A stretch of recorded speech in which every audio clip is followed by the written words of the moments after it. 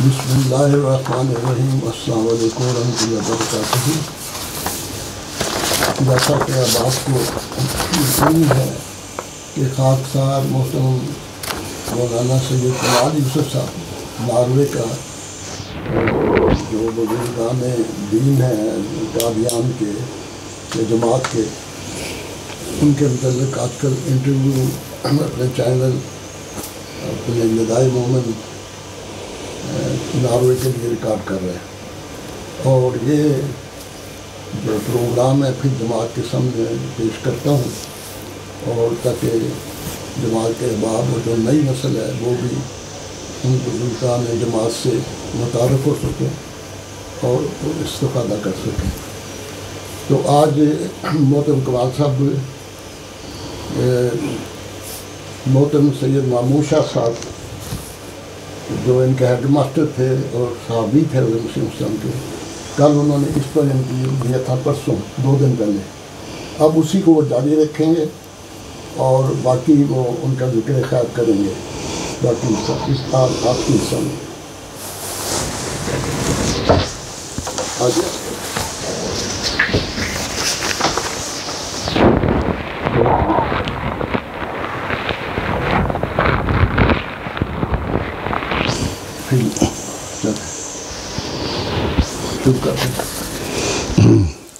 السلام علیکم ورحمۃ اللہ وبرکاتہ۔ بسم اللہ الرحمن الرحیم۔ گزشتہ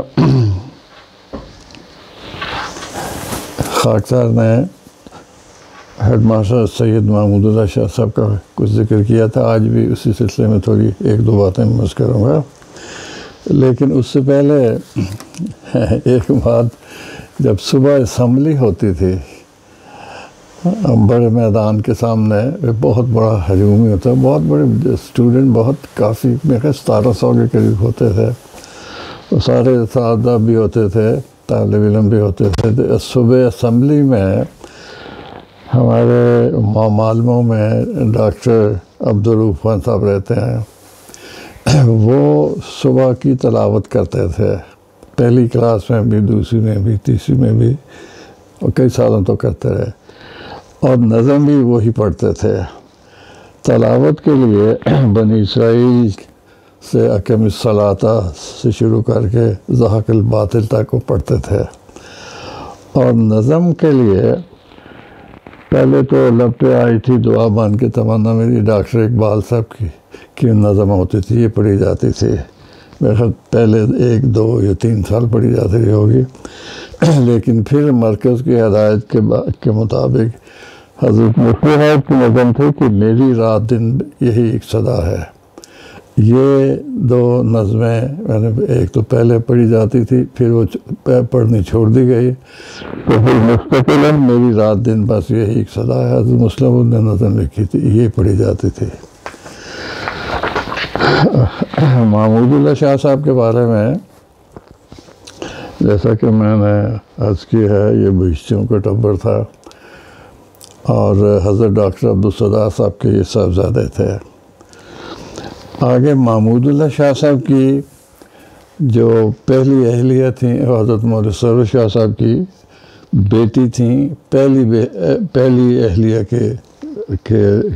کی شادی کے بعد، اور ان سے پھر آگے داؤد مظفر شاہ صاحب جو حضرت نصیر خامس کے خسر ہیں، اور مسعود مبارک شاہ صاحب، یہ 2 بیٹے تھے ان کے پہلی اہلیہ سے۔ اور پھر آگے حضرت داؤد مظفر شاہ صاحب کی شادی بی بی احمد الحکیم صاحب سے ہوئی، اور آگے ان کی اولاد تھی، مجھے ساروں کا نام تو یاد نہیں ہے، لیکن بہرحال اس مبارک مبشر اولاد سے خالد شاہ صاحب ناظر اعلیٰ اس وقت موجود ہیں، اس طرح قاسم شاہ صاحب ہیں، غالباً امور خارجہ ناظر خارجہ ہیں، اور محمود شاہ صاحب ہیں جو جن کا تعلق کئی شعبوں سے ہے، لیکن اصلاح و ارشاد میں بھی یہی سب سے زیادہ فعال ہیں۔ ناظر اصلاح شاہ تھا. ہاں جی, قاسم شاہ صاحب بھی ناظر ہیں, محمود شاہ صاحب بھی ہیں, اور خالد شاہ صاحب ناظر اعلیٰ ہیں. تو آگے اللہ تعالیٰ نے اس خاندان میں برکت دی اور آگے یہ پہ چلنا شروع ہوا. اب بعض اساتذہ کے بارے میں, کیونکہ مومن صاحب کو اپنی بات بھی نہیں یاد رہتی, اگلے کو بھی بلا دیتے ہیں. وہ یہ کہتے ہیں نہیں 10-12 منٹ سے زیادہ لمبے نہیں ہونا چاہیے. اب 10-12 منٹ میں مجھے تو گھڑی بھی نہیں, تو جو اس وجہ سے میں نے 1-2 باتیں عرض کر دوں گا. ہمارے اساتذہ میں جیسا کہ میں نے عرض کی, عبدالقادر اخوان صاحب سے پہلے ہیڈ ماسٹر, پھر سید سکول صاحب سے, یہ صوفی ابراہیم صاحب اور غالب ابراہیم سے ناصر یہ بھی بنے. اب ابراہیم صاحب جمونی بھی پڑھاتے تھے, اور ہم نے اسے پڑھا یا نہیں مجھے یاد نہیں, لیکن تاج الدین صاحب, مولوی تاج الدین صاحب بھی بڑے فاضل تھے, مفتی سلسلہ بھی بنے. اور ان میں کون حضرت مسیح السلام کے صحابہ میں سے تھے, یہ میرا صحیح علم میں اس بارے میں نہیں ہے. جن کا ہے میں بتا دوں گا. ہماری جو پرائمری کی اسکول تھا, اس میں ہیڈ ماسٹر محمد بخش صاحب تھے. ایک مجھے نام یاد ہے, میرے خیال 4 اساتذہ انوالو تھے, لیکن خاک صاحب نے جس سے زیادہ, جن کے سامنے جو اردو کا ایک مشکل کا لفظ استعمال کرتے ہیں, زانویں تلمذ طے کیا ہے, وہ ماسٹر حسن محمد صاحب تھے. ماسٹر حسن محمد صاحب یہ والد ہیں پروفیسر حمید احمد چودھری کے. پرائمری اسکول میں ہم نے ان سے زیادہ پڑھا ہے. اور دوسرے پھر جن سے ہم نے زیادہ فیصل اٹھایا بعد میں بھی, وہ صوفی غلام محمد صاحب تھے. یہ مبارک مسلم صاحب, مبارک مسلم میں ہمارے کلاس فیلو بھی ہیں, اور یہ ان سے بھی ہم نے پڑھا ہے. اور ان کا ایک خاص جو مجھے ان کی بات یاد ہے وہ یہ ہے کہ ہاسٹل میں بھی کچھ دیر ہم پڑھتے رہے ہیں, کیونکہ جب ہمیں جو ہائی اسکول تھا وہ کالج کو دے دیا گیا, تو پھر پڑھنے کے لیے ہمیں کچھ دیر ہاسٹل میں بھی ہم پڑھتے رہے. ہاسٹل کے حال میں جو اسمبلی ہوئی, مجھے وہ دن یاد ہے کہ صوفی صاحب نے کہا کہ دیکھیں بات نیتوں کے ساتھ تعلق رکھتے ہیں. اگر آپ آج کے دن نیت کر لیں کہ آپ نے حج کرنی ہے اور دعا کرنی شروع کریں تو آپ کو توفیق ملے گی. اور عجیب بات یہ ہے کہ ان کی یہ بات میرے ذہن میں بھی رہی, دل میں بھی رہی, اور اس وقت میں نے دعا بھی کی, اور اللہ تعالیٰ کے فضل سے مجھے حج کی توفیق ملی. اور عجیب بات یہ ہے کہ اس زمانے میں بعض دقتیں تھیں کرنسی کی. تو صوفی صاحب کے چھوٹے بھائی غلام یاسین صاحب, وہ بھی مبلغ تھے, واقعی زندگی تھی, امریکہ میں بڑا نمبر سے ہیں. وہ کہتے ہیں کہ ڈالر کی ضرورت ہو, روپے تو چلتے ہوں گے, لیکن بہرحال آسان ڈالر ہی ہوتے تھے, تو کچھ آپ نے لینے ہیں تو مجھ سے لے لیں. تو بہرحال ان کی اس نظریے سے میں نے کہا کہ کبھی بھی آپ نیت کر لیں, اللہ دعا بھی کر لیں. یہ چھوٹا ہونا, بڑے چھوٹے تھے ہم, میرے خیال زیادہ سے زیادہ 12 یا 13 سال اس کی عمر ہوگی. عمرہ کرنے کی بھی, ہاں, اس بعد میں تو خیر 2 دفعہ حج کرنے کی مجھے موقع ملا, اور پھر عمرہ کرنے کی بھی توفیق دی. تو میں اس میں سمجھتا ہوں کہ صوفی غلام محمد صاحب رضی اللہ تعالیٰ عنہ یہ صحابی تھے, ان کے والد بھی صحابی تھے, میاں محمد الدین صاحب, 313 صحابہ میں سے تھے یہ. اسی طرح اساتذہ میں سے ماسٹر چوری چراغ محمد صاحب, یہ پتہ نہیں ڈوگر کیوں نہیں کہلاتے, ان کا سارا خاندان تو اب ڈوگر کہلاتا ہے, بڑا مشہور, خدا تعالیٰ کے فضل سے ڈوگر خاندان ساری دنیا میں پھیلا ہوا ہے. عبدالعزیز ڈوگر صاحب تو ربے میں سب جانتے تھے ان کو, ہمارے قریب ہمارے محلے کے صدر بھی رہے ہیں, اور خدا ملیہ میں بھی بڑے فعال تھے. اسی طرح فضل ڈوگر ہیں, تو اسی طرح مامون الرشید صاحب, امین الرشید صاحب, ان کے بھائی, ان کے والد صاحب, یہ ماشاءاللہ اب چھایا ہوا خاندان ہے، پاکستان میں بھی، یورپ میں بھی، امریکہ میں بھی، اور اللہ تعالیٰ نے ان کو بڑا خوشحال رکھا ہے، اور ان کی جو مالی قربانیاں ہیں وہ بھی بہت بڑی بڑی ہیں، اللہ تعالیٰ نے ان کو بہت توفیق دی ہے۔ اب ایک ماسٹر تھے، ماسٹر فضل داد صاحب، یہ کئی وجہ سے مشہور تھے۔ ایک تو یہ تھا کہ ایک جلسہ ہوا تھا غالباً سیرت نبی، میں بہت چھوٹا تھا اس وقت، قادیان میں بھامڑی میں ہوا تھا، اور حضرت میر محمد اسحاق صاحب اس جلسے کے روح رواں تھے۔ وہاں فساد ہو گیا جلسے کے بعد، جب وہ باہر نکلنے لگے تو اچھا خاصا فساد ہوا، اور ماسٹر فضل داد صاحب کو 12 کہنا چاہیے کہ جسم پہ چوٹیں آئی تھیں، تو ان چوٹوں کی وجہ سے ماسٹر فضل صاحب بہت مشہور تھے۔ لیکن مجھے جو ان کی خاص بات جس نے مجھے مؤثر کی وہ یہ تھی کہ یہ ہماری کلاس میں آئے اور حضور صلی اللہ علیہ وسلم کی سیرت انہوں نے بیان کی، اور پہلی دفعہ یہ جو کفار مکہ نے حضور صلی اللہ علیہ وسلم کے چچا کے سامنے یہ پلی کی کہ آپ ان کا تعلق چھوڑ دیں اور پھر ہم آپ سنبھال لیں گے، نعوذ باللہ کہ حضور صلی اللہ علیہ وسلم کیا کہتے ہیں۔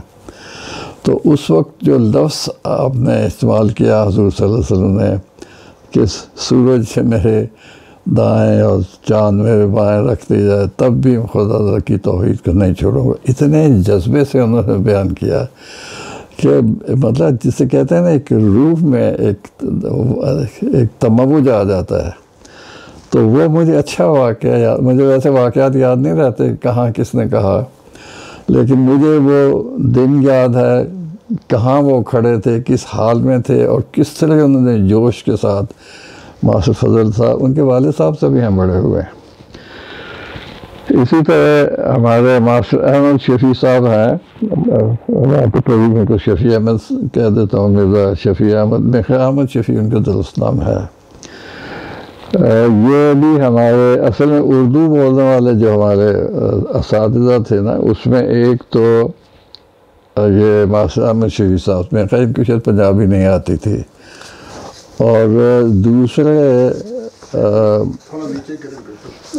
دوسرے جو تھے وہ نام میں ان کو بھولتا ہوں، رحمانی صاحب نام ان کا، نذیر رحمانی غالباً تھا۔ یہ دونوں ان کو پنجابی بھی بہت اچھی اردو بولتے تھے۔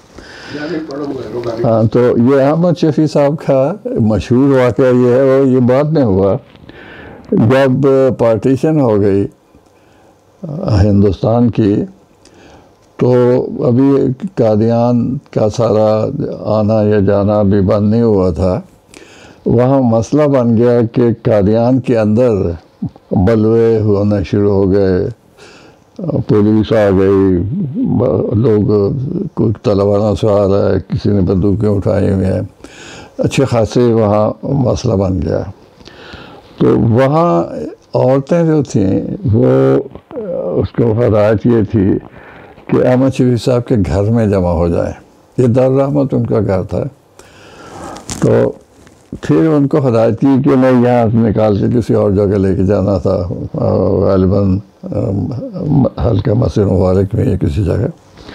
تو اب وہاں عبدالعزیز دوگر کو وہ ڈیوٹی پہ تھے، تو انہوں نے کہا کہ اب وہ ان کے لیے کوئی 30 کے قریب خاتون ہوں گی، اب وہ ایک آدمی وہاں ان کو لے کے جائے، بڑا مسئلہ بن گیا۔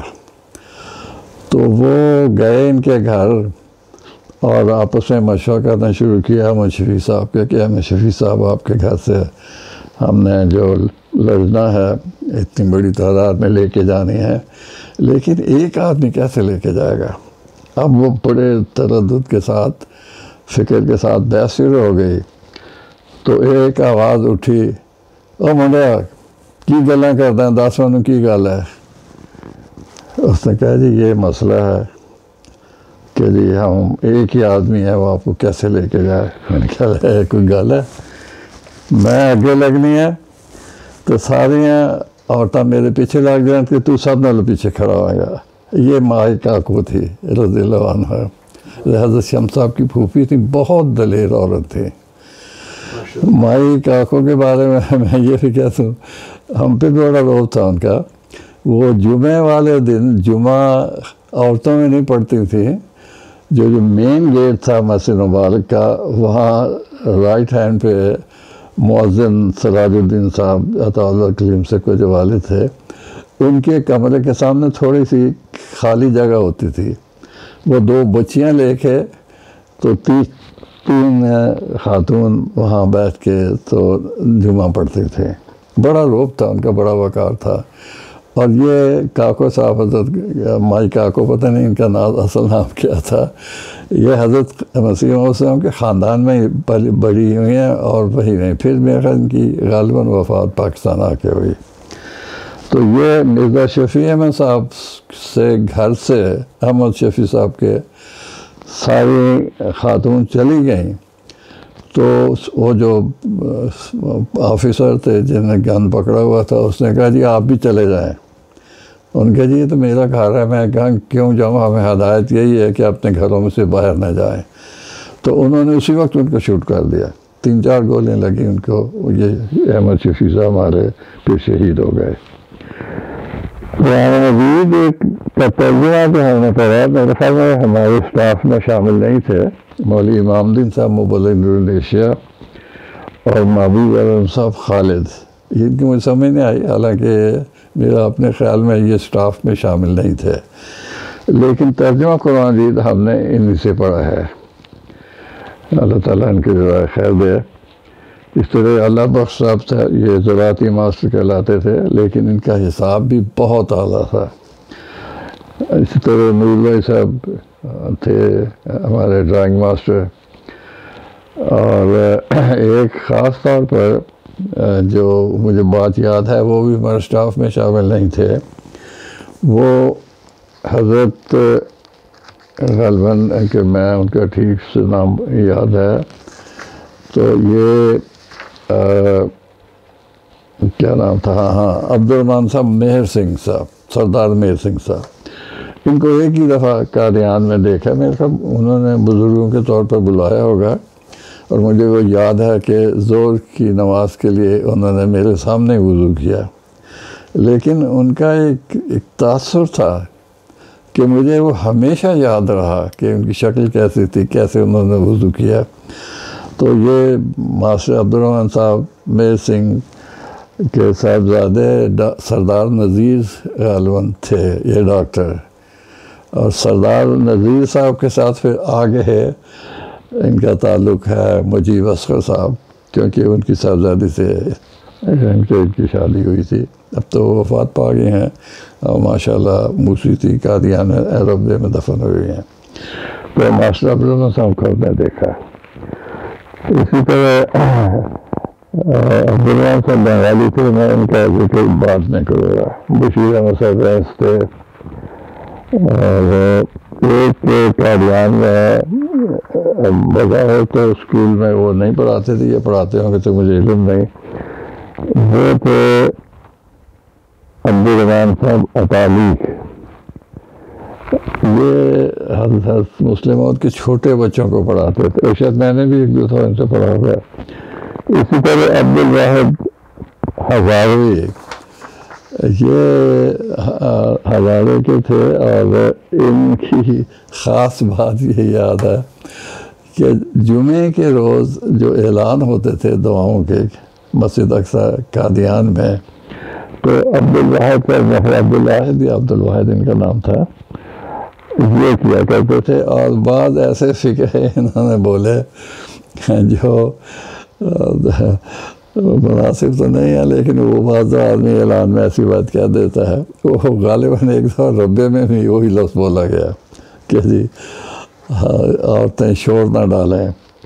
तो वो एक लफ्ज़ इन्होंने सबसे पहले इस्तेमाल किया था अब्दुल वाहिद साहब ने। तो कादियान में सबको याद था कि ये क्या अहम कह दिया। तो ये भी हमारे असاتذہ में से थे।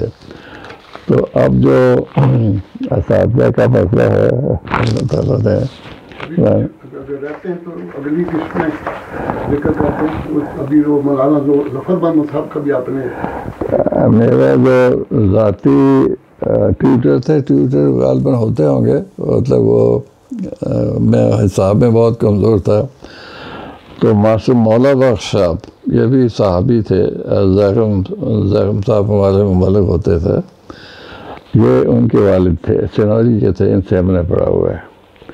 اسی طرح عبدالرحیم سے رحمانی، میں نے جیسے کہا کہ اردو کے استاد تھے، ان میں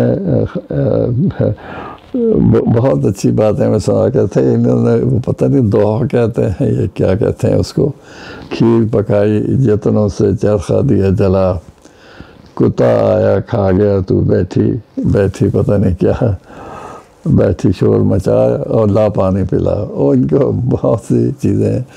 اسی طرح ہم نے کل صبح کے مطلع تاباں سے پتہ نہیں وہ ساری نظم ہے، اس طرح وہ چچا چکن کی نے تصویر کھینچی نہیں ٹانگی، تو بہت دلچسپ یہ رحمانی صاحب کا بیان ہوتا تھا، بڑے اچھے۔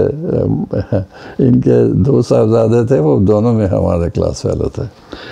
تو یہ جو پھر ہمارے ایک تو اساتذہ کا میں نے ذکر کر دیا، لیکن ہمارے جو کلاس فیلو تھے اس میں تھوڑی سی گڑبڑ ہو جاتی۔ گڑبڑ اس وجہ سے ہوتی ہے کہ 3 کلاسیں ہوتی تھیں، مطلب اتنے اسٹوڈنٹ تھے 50 کے کہ ایک کلاس، پھر بی کلاس، پھر سی کلاس۔